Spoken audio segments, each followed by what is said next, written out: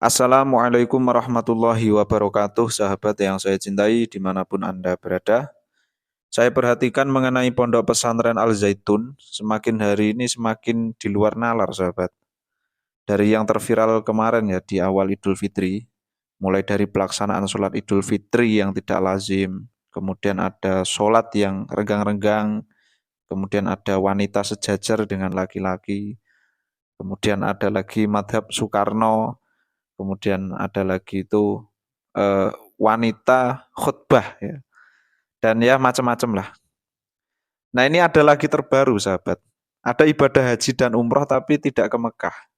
Ibadah haji dan umrohnya ini ke Indramayu, tapi entah mengapa ini kok adem-adem saja sahabat.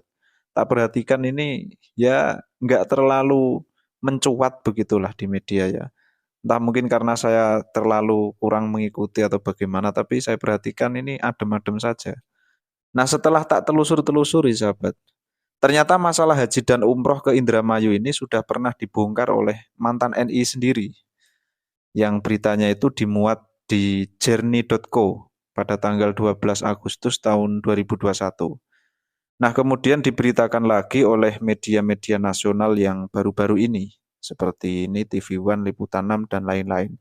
Ini baru, tapi isi beritanya itu ya mirip lah sama seperti yang ada di jernih.co ini yang diberitakan pada tahun 2021.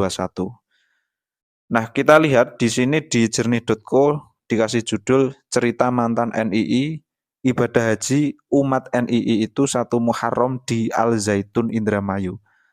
Tidak pada bulan Dzulhijjah sahabat ya, ibadah hajinya itu, tapi di 1 Muharram. Sudah gitu di Indramayu lagi, tidak di Mekah. Ini kan aneh kan? Nah, kita ulas beritanya. Di sini diawali ritual ibadah haji saat ini dibuat berbeda dengan biasanya karena pandemi dan sekarang ditambah dengan tayangan online seolah islami dan nasionalis agar masyarakat tidak curiga terhadap keberadaan NII Al Zaitun. Jernih, pendiri Negara Islam Indonesia atau NII, Krisis Center Ken Setiawan mengatakan bahwa ibadah haji umat NII itu pada 1 Muharram di Al Zaitun Indramayu, bukan ke Mekah. Namun menera atau apa ini mungkin tulisannya mereka ya. Namun mereka ke Al Zaitun yang dianggap ibu kota NII. Jadi kalau ibu kota NII itu di Indramayu. Nah, kemudian ibadah haji dalam doktrin NII merupakan sebuah agenda tradisi rapat tahunan. Setiap 1 Muharram di sana mengadakan peringatan besar-besaran yang dihadiri para pejabat dan jamaah NII teritorial, mantan santri dan orang tua santri dari seluruh penjuru tanah air.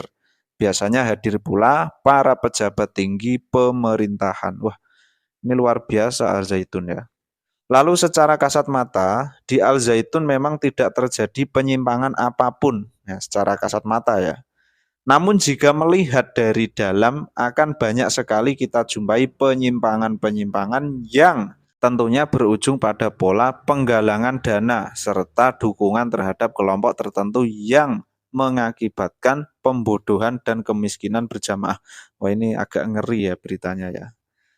Lalu lebih lanjut, Ken menjelaskan, saat ini NII juga punya program andalan yaitu JAMMAS, Jalan Menuju Masyarakat Sejahtera. Tapi faktanya yang sejahtera adalah pimpinan saja, sementara jamaahnya semakin miskin karena hartanya diminta untuk infak atas nama perjuangan. Masya Allah, ini kok ada model seperti ini sahabat ya. Lalu kemudian salah satu contoh yang didapat dari hasil wawancara yang dilakukan tim investigasi NII Krisis Center pada peringatan 1 Muharram tahun ini, tim berhasil mewawancarai beberapa orang yang terlibat langsung dengan NII dan pengurus pesantren Al Zaitun. Nah, tahun ini berarti tahun 2021, sahabat ya, ini sudah 2 tahun yang lalu. Lalu di antara mereka menjalani penderitaan mu'andhof, karyawan kerja rodi.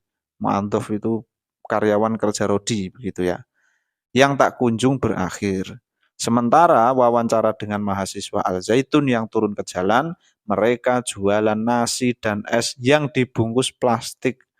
Waduh, ini kok ada model seperti ini ya, model-model gitu. Ada juga yang berjualan ayam goreng, bakso, dan lain-lain. Tim juga berhasil mewawancarai jamaah aktif NII dari teritorial Jakarta yang sedang berkunjung ke pusat negaranya yaitu Al Zaitun. Wah, pusat negara Al Zaitun katanya di sini sahabat ya.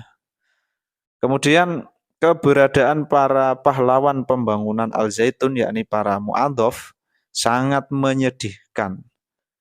Mereka hidup dengan segala keterbatasan karena gaji kecil dan kebutuhan yang amat besar. Ini malah kayak di gimana ya, mereka yang kerja sini yang menerima gitu ya. Lalu mereka harus hidup dengan amat menderita. Banyak sekali di antara anak-anak mereka yang kekurangan gizi karena rendahnya dalam pemberian makanan yang bergizi. Wah, mereka yang kerja tapi gizinya kurang, sahabat gitulah ya. Lalu para mu'adhof, katakan, berjualan hal yang dilarang, misalnya jual rokok, kemudian jual rokok ya, jual rokok saja di sini contohnya.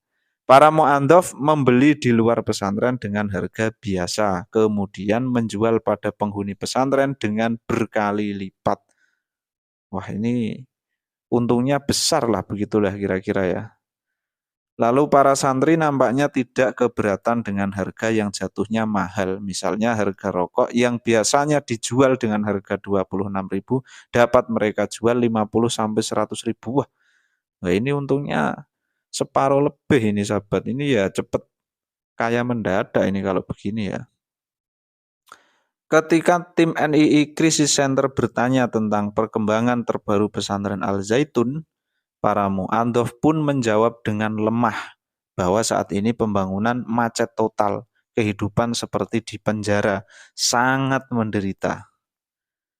Lalu, namun karena Syekh Panji Gumilang sudah menetapkan seperti itu, mereka pun tak bisa berbuat apa-apa karena tak ada pilihan lain.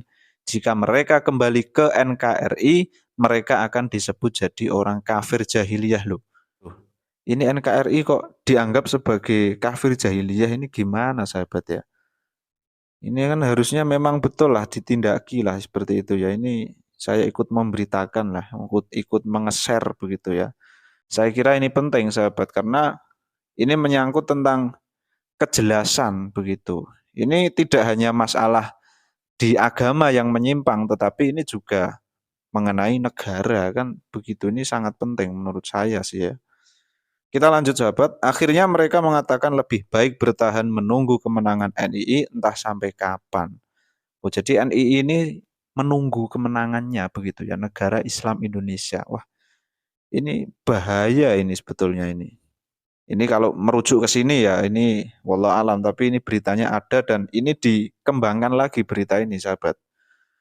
Kemudian inilah realita yang terjadi di negeri ini. Berbagai persiapan gerakan makar NII kini telah banyak gentayangan di sekitar kita. Namun para aparat tinggi pemerintah baik sipil maupun militer hanya diam saja.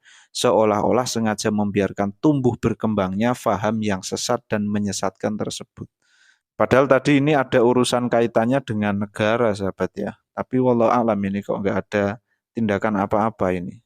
Mungkin pemerintah kita sudah bertindak tapi belum menemukan yang janggal. Mungkin seperti itulah ya, kita husnudzon saja sahabat.